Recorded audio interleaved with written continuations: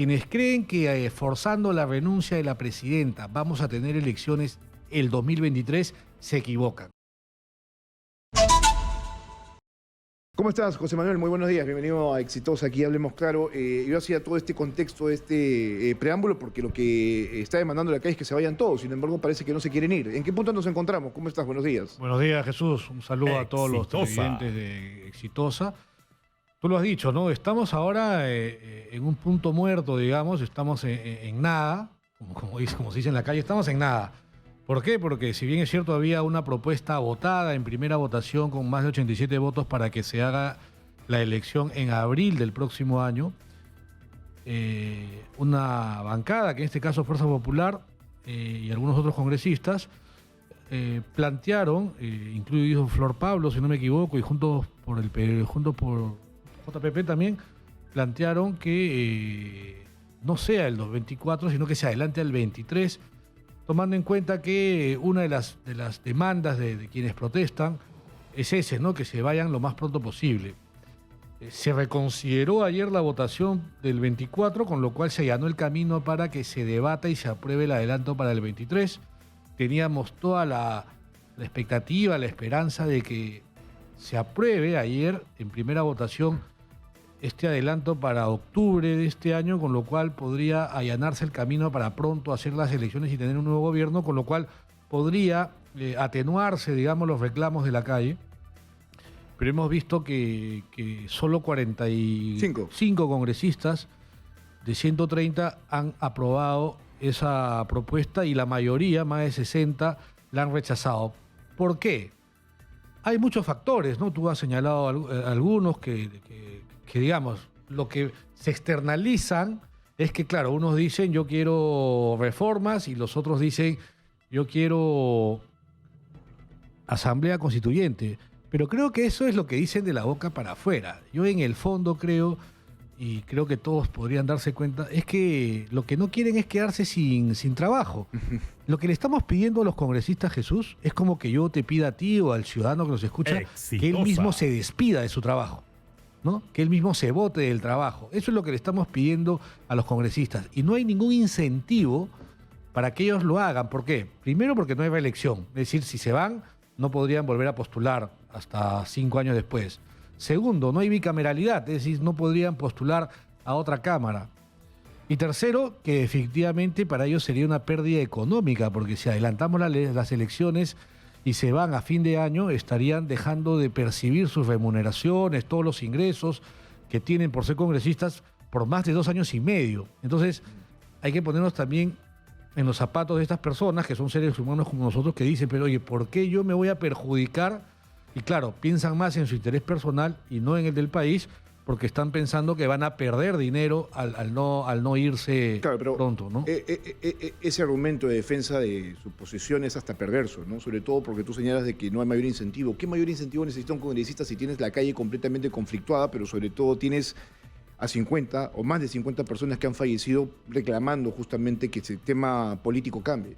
Y eso sería... Eso tendría que dar pie a que inmediatamente tomar decisiones, ¿no? Aprueben el adelanto, pero digamos, solo hay 45 que han entendido eso, pero los demás no lo entienden y nos han dejado en este momento, como tú dices, en una situación que no se sabe qué va a pasar. Felizmente se presentó una reconsideración, eso da posibilidad a que el lunes se vuelva a debatir y a ver si se salva la situación. Bueno, hasta este momento hemos perdido lo que estaba por votarse en segunda instancia, ¿no es cierto? Sí, que era la propuesta para el adelanto de elecciones a junio del 2024, si no me equivoco. No, para abril del 2024. Para abril del 2024. En este momento no hay nada. Esto queda descartado porque, claro, se vota la reconsideración del proyecto inicial de Fuerza Popular y se dice, bueno, a octubre del 2023.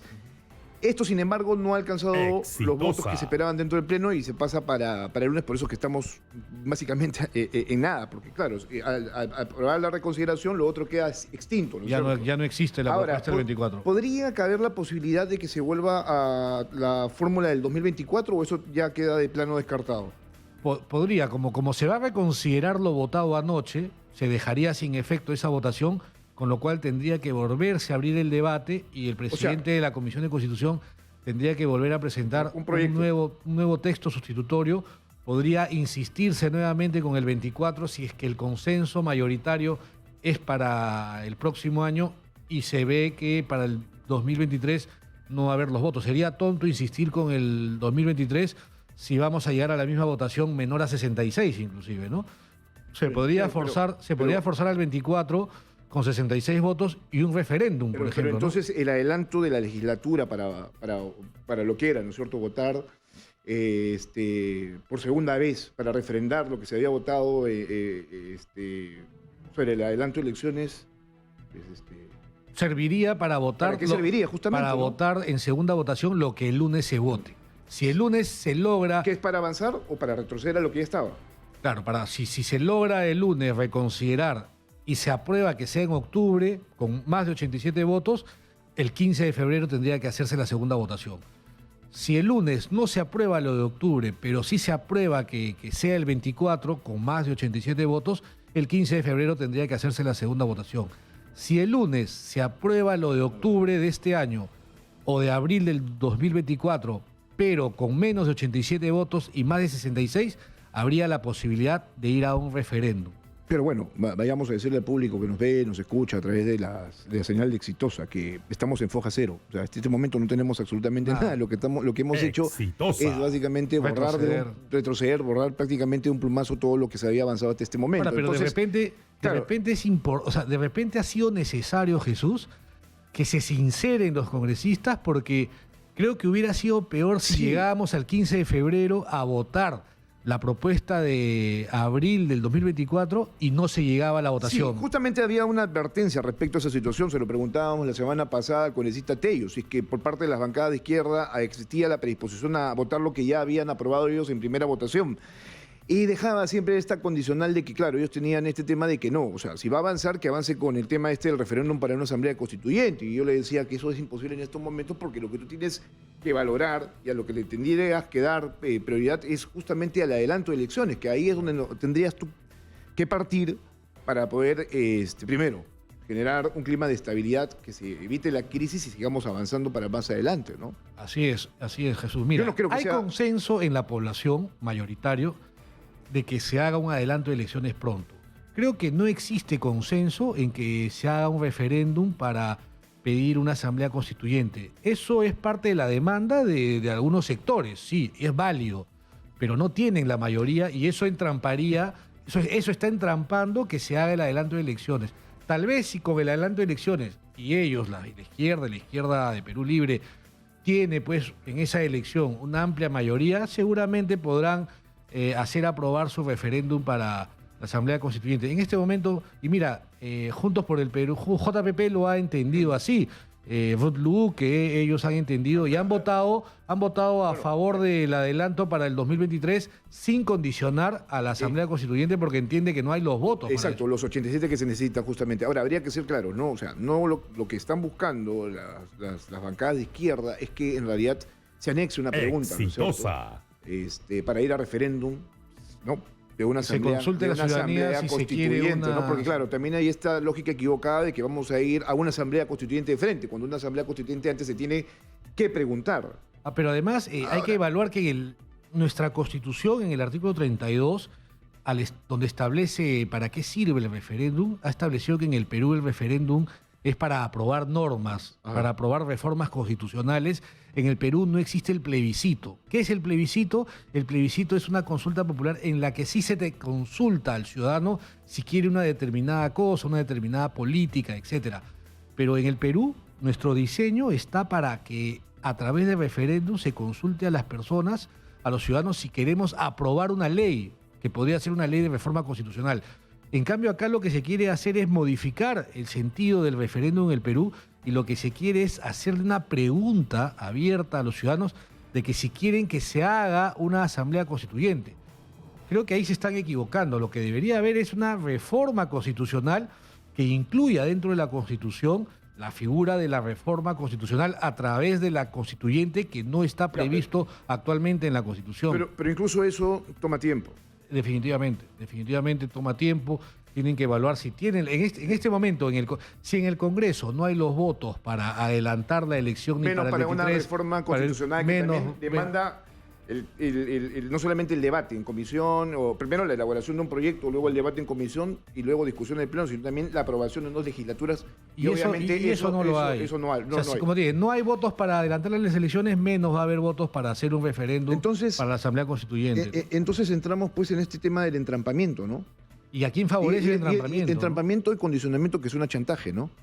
Es un condicionamiento de chantaje. Quieren forzar ahora que la presidenta renuncie. Como no hay adelanto de elecciones, se piensa que su renuncia sería la que adelantó la elección. Ese es un tema interesante, porque claro, dicen, ¿no?, que el Congreso de la República no esté decidiendo. Entonces ya el tema pasa nuevamente al Ejecutivo y esto se podría solucionar con la renuncia justamente de Dina Boluarte. ¿Qué tanto es cierto hay al respecto? Mira, quienes creen que forzando la renuncia de la presidenta vamos a tener elecciones el 2023, se equivocan.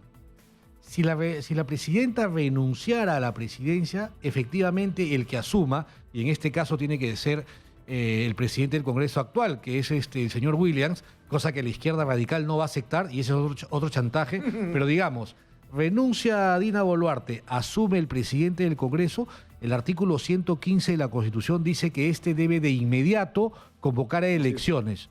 Pero ojo, ese de convocar de inmediato no significa que las elecciones se hagan de inmediato, porque no se ha establecido un plazo para hacer la elección. Solo habla de que la convocatoria, el decreto que diga llamo a elecciones, tiene que ser de inmediato, al día siguiente. No, tampoco es así porque se tiene que cumplir con los procedimientos. Pero él podría convocar elecciones de inmediato, pero ciñéndose al plazo vigente. Ya no podrían hacer reformas y el plazo actual, ¿qué te pide? Mínimo, entre la elección y la convocatoria, mínimo tiene que haber 9 meses. Pero además el padrón legalmente cerraría un año antes y el cambio de mando es el 28 de julio del año en que se hace la elección, con lo cual sería imposible hacer la elección este año y tendría que ser el 24 si la presidenta de la República renuncia. Bueno, con lo cual no se habría solucionado las demandas de la calle. Claro, lo concreto es que todo el mundo apostaba al 2024 para cumplir con los procedimientos, ¿no es cierto? Con los procedimientos ordinarios, digamos, ¿no? Sí, claro. Y para que se hagan las primarias. Establecidos, obviamente, los estatutos del Jurado Nacional de Elecciones, de la OMP, que son las entidades electorales que están encargadas justamente del proceso electoral, la RENIEC también. ¡Exitosa! Sin embargo, durante esta semana, a propósito de los debates y la crisis que se sostiene todavía en la calle, el Jurado Nacional de Elecciones plantea escenarios. Entonces, entregan este proyecto, ¿no es cierto?, a la Flor Pablo, para que esto se pueda dar de alguna manera, ¿no? Y ahí justamente es donde plantea elecciones para el 2023 y elecciones para el 2024, ¿no? Y ante la premura dice, vamos para el 2023, pero, ¿no es cierto?, nos vamos a ir comiendo procedimientos, ¿no? Sí. A mí lo que me preocupa, por ejemplo, es que el jurado diga en ese oficio que si hace elecciones en octubre del 2023, las elecciones internas serían efectuadas solo por los partidos políticos y ya no participaría la OMP ni el jurado. Definitivamente ellos aducen de que los plazos no le alcanzarían para ellos participar, pero sí sería un gran retroceso de que solo los partidos hagan sus elecciones internas a puerta cerrada como lo hacían antes, porque ahí sí no habría participación o libre competencia de todos los afiliados de los partidos. Lo ideal sería que se hagan las elecciones internas, pero bajo la supervisión de los organismos electorales. Como se ha venido haciendo hasta este momento, ¿no es cierto? El avance del año pasado fue el 2021 y 2022, que hemos tenido elecciones con internas, no con primarias. El avance ha sido que participaron los organismos electorales. Ahora se estaría sacrificando eso, con lo cual sería un retroceso en mi opinión, ¿no? Claro, a ver, hubo también una reforma electoral que le decía o exigía a los partidos políticos determinados requisitos para continuar dentro del escenario, ¿no es cierto? Sí, esa es las primarias y una valla en las primarias. Esto de la primaria es vida política, ¿no? El tener, obviamente, un partido político correctamente constituido donde quienes forman parte de este partido político tengan esto que se llama vida partidaria, ¿no? Sí, no, pero en vida partidaria ya hay con los requisitos la propuesta de las primarias en realidad es para que la ciudadanía participe del proceso de selección de candidaturas, ¿no? Es una elección adicional, ¿no? Un modelo que funciona en Argentina y que en el Perú nunca se ha, digamos, llevado a la práctica, está en la ley. Y no sabemos si realmente funcionaría. Hay quienes plantean que eso mejoraría la calidad de los representantes. En Argentina no lo ha mejorado, digamos, ¿no? Pero, digamos, es una propuesta que está ahí ya aprobada y que se está sacrificando o se está dejando de hacer el 2021 por la pandemia, el 2022 también. y ahora sería por los plazos, ¿no? Que no alcanzarían si se hace la elección el 23. Bueno, aquí hay una situación bastante difícil, la verdad.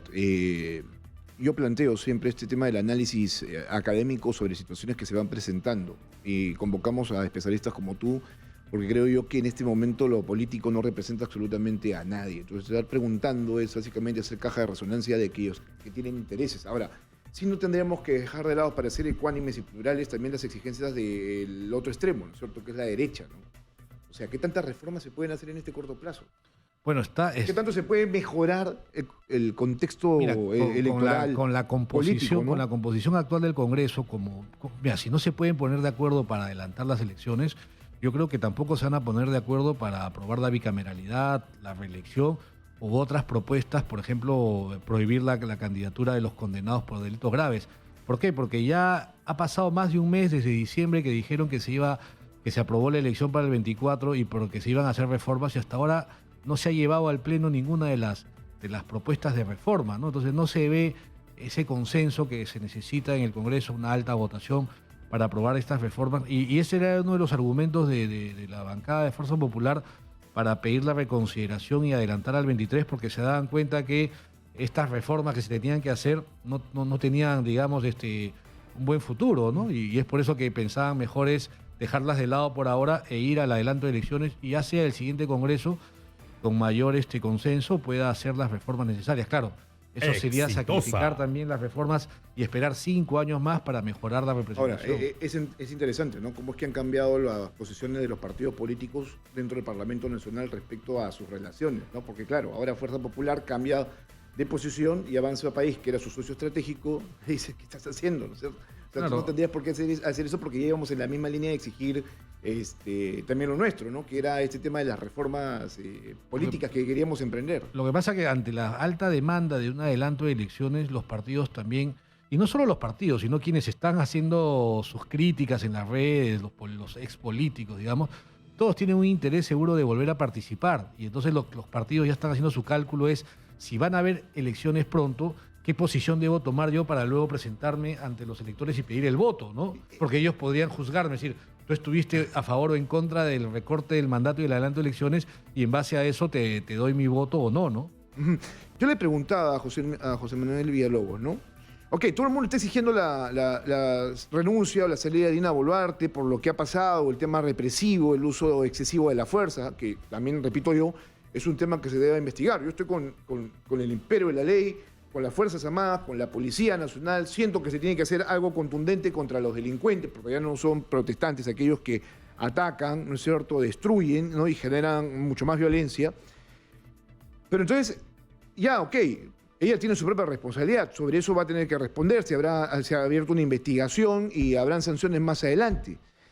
Pero, ¿y cómo queda con eso en la República, no? O sea, de verdad, miserables. Discúlpenme que se los diga de esta manera, porque se hicieron humo una semana durante un momento muy difícil, que fue la llamada toma de Lima, que vinieron mucha gente a regiones a querer ir protestando, y ellos no existían. No existían para absolutamente nada. Pudieron haber suspendido la semana de representación y no lo hicieron. Se pusieron nuevamente de espalda al país y nadie les reclama absolutamente nada, cuando ellos tienen obviamente toda la responsabilidad respecto a este tema. O sea, discúlpame, pero los muertos que se le ponen a Dina Boluarte también son responsabilidad del Congreso de la República, ¿o a ti no te parece eso, José Manuel? Yo creo que quienes protestan solo se están enfocando en el gobierno nacional, en la presidenta y los ministros, pero hay que tener claridad en el asunto. Quien puede resolver la crisis a través de la aprobación del adelanto de elecciones no es la presidenta, no son los ministros. Eso no se aprueba en Consejo de Ministros, eso se aprueba en el Congreso.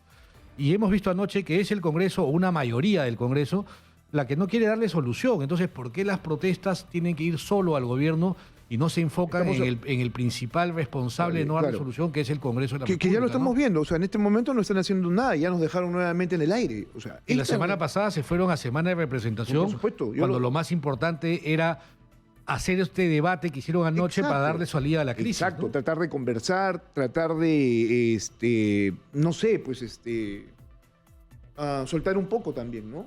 Conceder un poco también, ¿no? Si es que, claro, existiera ese compromiso para con el país. Digo, lo que están esperando, ahora, y yo lo decía también durante esta semana, estamos a un pelo, ¿no es cierto?, de una guerra civil.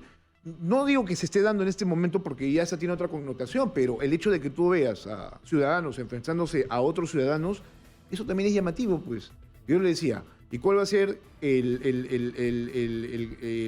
lugar donde se pueda producir una situación como esta? Decía, es Madre de Dios, claro. Y en ese momento decía, ¿por qué Madre de Dios? Porque, claro, tienes una región completamente bloqueada, no ingresan alimentos, no ingresan combustibles, no ingresan medicamentos. O sea, ¿cuánto tiempo puede resistir la población, la ciudadanía de esa región, ¿no es cierto?, hasta entrar en colapso y exigirle a las autoridades, ok, tú no lo puedes resolver, nosotros vamos, la policía tampoco, entonces nosotros vamos a ir y vamos a ir a tratar de desbloquear nuestras carreteras y nos vamos a empezar a enfrentar con aquellos que están, entre comillas, protestando por algún tipo de cambio, ¿no? Eso es lo que va a pasar. Y eso es lo que pasa con el gobernador regional de Madre de Dios ayer, o sea... Sí lo linchan, ¿no? O sea, claro, el tipo sale y dice, bueno, yo lo que estoy haciendo es defender mi vida, ¿no? La vida de mi familia, porque no pueden venir aquí a romperme mi casa, a querer quemarme, ¿no? Bueno, la misma lógica es quienes señalan pues que la reacción o la intervención de las Fuerzas Armadas y la policía ha sido ante las protestas, no las legítimas, porque hay protestas legítimas que no deberían ser reprimidas con violencia, pero claro, sí ha habido manifestaciones violentas que han dañado los bienes públicos, que han quemado a un policía, claro, y que seguramente han tenido la reacción de las Fuerzas Armadas. Se tendrá que investigar caso por caso en donde ha habido un uso excesivo de la fuerza y en este caso tendrá que haber sanciones, pero siempre tiene que primar el imperio y la ley. Yo no puedo salir a protestar porque tengo mi derecho a protestar, y aparte de protestar, pero aparte de protestar con piedras, con palos y incendiando a la... Porque tú protestas, tú reclamas, tú marchas, tú exiges, pero no puede haber la desnaturalización de la protesta, pues, porque es que es lo que tú señalas, o sea, el hecho de utilizar un palo, una piedra, bloquear una carretera que por sí es un delito, ¿no? No puedes quemar comisarías, o sea, no tendrías ni siquiera por qué enfrentarte a la autoridad. Claro, y no tiene lógica decir, claro, es que las protestas pacíficas no generan ningún cambio. Y entonces, ¿qué? Como no generan ningún cambio, voy a incendiar y me voy a volver delincuente. Esa es una reflexión que hizo esta semana la señorita Siri Bazán aquí en una entrevista que se le hizo a Nicolás Lucar. Después dijo que no lo dijo. Tuvimos que poner, obviamente, textual. Pero claro, todo pasa también por una explicación que ella quiso dar y que al final parece que no estructuró muy bien sus ideas y salió esta frase que es desafortunada. O sea, el hecho de que uno piense que porque las protestas pacíficas, digamos, nadie te hace caso, voy entonces para que me hagan caso matar, romper, pues dañar, eso no es admitido en ningún lugar del mundo, ¿no? No sé qué va a pasar.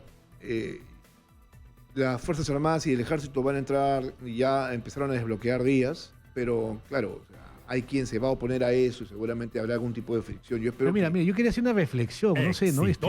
Y es por cómo el ciudadano peruano concibe a la autoridad o el respeto que tenemos en la ley. No sé si te diste cuenta que hace unos días un grupo de manifestantes se fue a la embajada de Estados Unidos a protestar. Eso tenía razón de ser. Pero ¿a dónde iba, no? Se fueron a protestar a la embajada de Estados Unidos y vieron que las fuerzas de seguridad de Estados Unidos se pusieron a apostar en los techos con francotiradores. Tú sabes que en Estados Unidos pasa este tipo de protestas y te invaden un espacio del gobierno y los van a matar, ¿no? Y por eso que se fueron inmediatamente. Acá no, acá como se ha perdido el respeto a la policía, sobre todo se le tira piedras, se le tira palos, se le golpea y se le quema. Porque en el Perú no hay un fuerte sentimiento o una cultura fuerte de respeto a la autoridad, a la policía. Eso se llama principio de autoridad y eso se perdió hace mucho tiempo. Pasa porque nosotros tampoco... Hay que recuperarlo, ¿no? Ahora, yo decía la semana pasada, ¿no? Ahora que toca ser reflexivo. Yo no me pongo en ninguno de los extremos, creo que hay que estar por encima de eso y que hay que ubicarnos en un centro en el cual podamos tener un mayor análisis de lo que está pasando, porque esto obviamente es un conflicto.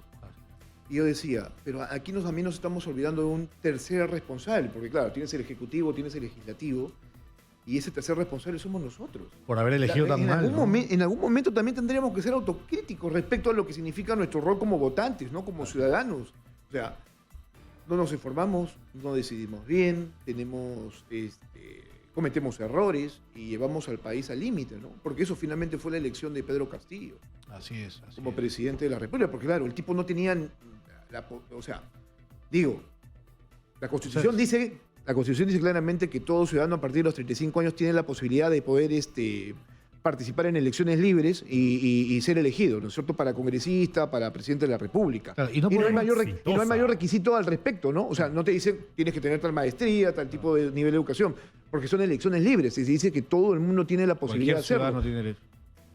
Pero obviamente uno sabía perfectamente que Pedro Castillo no era una de las mejores opciones. Tampoco lo era Keiko Fujimori en ese momento. Sin embargo, nos ponemos siempre en esa situación. A eso quería llegar, ¿no? No porque un candidato haya llegado con Keiko, un sector tiene que votar por el otro porque a la otra señora la consideras mala. Pero si tenías en primera vuelta más opciones, ¿por qué tuvimos que llegar a esa opción de Keiko contra Castillo si habían otras opciones que podían haber sido mejores y la gente, pues como tú dices, vota mal, ¿no? Pero ojo, pero ya veníamos de experiencias anteriores pasando por lo mismo también. Sí, siempre estamos votando entre el mal menor, ¿no? O el antiqueikismo, ¿no? Que como está Keiko ahí, no la quieren y votan. Ahora, tú eres un especialista en temas electorales, ¿no? Ayer decía Carlos Anderson en el Congreso, ya volviendo al tema de lo que voy a preguntarte más adelante. No sé, es que tenemos hasta este momento abanico de posibilidades si se da un adelanto de elecciones. Decía Carlos Anderson ayer que si Keiko Fujimori insistía en una nueva candidatura, corría el riesgo de que Mickey Mouse le gane. Entonces, eso es posible. Y yo decía, a ver, está bien. Sí, claro, a Keiko le podría ganar hasta una piedra, ¿no? Pero incluso hasta la candidatura tendría más votos que Anderson, que también quiere ser candidato. Sí, por supuesto. Pero aquí viene el riesgo de una candidatura nueva de Keiko Fujimori. ¿Qué es lo que ha pasado con Pedro Castillo? Que a Keiko Fujimori le termine ganando un radical, un orate como Antauro Humala. Claro. Por eso es importante la propuesta de Alejandro Cabero, por ejemplo, que él plantea reducir la valla para aquellas alianzas electorales. ¿A dónde voy? En el Perú no existen muchas alianzas electorales, la mayoría de partidos postulan individualmente, no se juntan con otros, con lo cual hace que tengamos un montón de candidatos, un montón de partidos a la hora de elección y finalmente no se apueste por hacer coaliciones, alianzas políticas de gobernabilidad.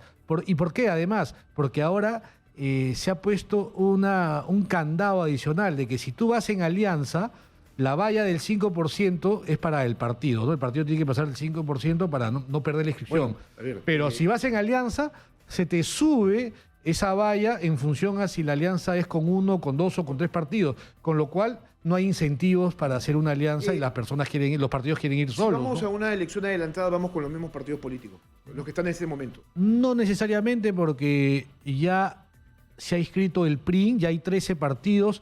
En febrero se debe estar inscribiendo FREPAD, el Partido Verde y Perú Unido, con lo cual llegaríamos ya a unos 17 partidos. El APRA también está por inscribirse. Es decir, si hay un adelanto, el Partido Ecuatoriano también, es decir, si hay un adelanto de elecciones a octubre o al 2024, tiene que haber una norma específica, como hubo el año pasado, que permita que aquellos partidos que ya están en vías de inscribirse, en el jurado hay 15 por inscribirse, tengan la posibilidad de participar de todas las preliminares, de las internas, etcétera, hasta el día en que vence el plazo para inscribir sus listas, que vence 110 días antes de la elección. Podríamos tener todavía esa posibilidad. Si a esa fecha ese partido ya logró su proceso de inscripción, que no es rápido, van a participar unos 20 partidos. Claro, pero tienes la inscripción. Ahora, lo otro es decir, quién va a postular, por ejemplo, a un cargo de elección tan importante como la presidencia de la República, ¿no? Sí, en este momento no tenemos más que a los que ya han participado, Hernando de Soto, por ahí. No Rafael sabemos. López Aliaga, que ha empezado a hacer campaña en sus redes sociales. Mira, que está de alcalde, no sabemos si Keiko va a postular, Perú Libre, no sé a quién. Yo creo que Keiko sí se va a atrever a postular. Mira, Cerrón, lo que siento Vladimir Cerrón, con la ley que se ha declarado inconstitucional, que ya permite postular a los que han sido condenados por corrupción, Vladimir Cerrón estaría habilitado. No sé si Antauro podría postular, no tiene partido. Libre, yo creo que iría a una elección para extinguirse, ¿no? O sea, mira. Yo decía, ¿no? No volvería a sacar esa votación. Estas protestas que se están dando de gente que está viniendo a las regiones. ¿Tú has visto alguna sola marcha de apoyo a Pedro Castillo en la Iroes? No, ninguna. Cuando vino Alberto Fujimori, extraditado de Chile, las marchas y las convocatorias afuera de la Iroes durante el desarrollo no solamente de su aprehensión, sino durante el desarrollo del juicio eran de meses, de semanas, o sea, tenías un movimiento político a respaldo, no solamente en Lima, sino gente que venía de las regiones para tratar de sumarse a su posición, ¿no? Y a su defensa, ¿no? Claro, ahora está sentenciado por crímenes de lesa humanidad, ¿no? Y por corrupción, que fue finalmente eso su gobierno. Pero Pedro Castillo nadie lo respalda.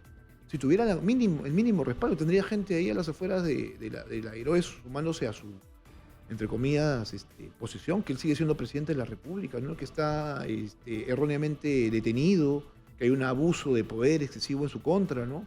Y que tendría que estar libre. Yo creo que la gente debe darse cuenta pues que Pedro Castillo los ha utilizado, ¿no? Los ha engañado. Por supuesto. Y ahora también quiere aprovechar la coyuntura para victimizarse, ¿no? Nadie lo obligó a dar el golpe de Estado y nadie lo obligó a meterse en actos de corrupción y que sus sobrinos estén en actos de corrupción o sus ministros. Que quiera utilizar esto, ¿no? O sea, las debilidades de las instituciones en estos momentos para dar una lectura completamente distinta y se apoya en el contexto internacional.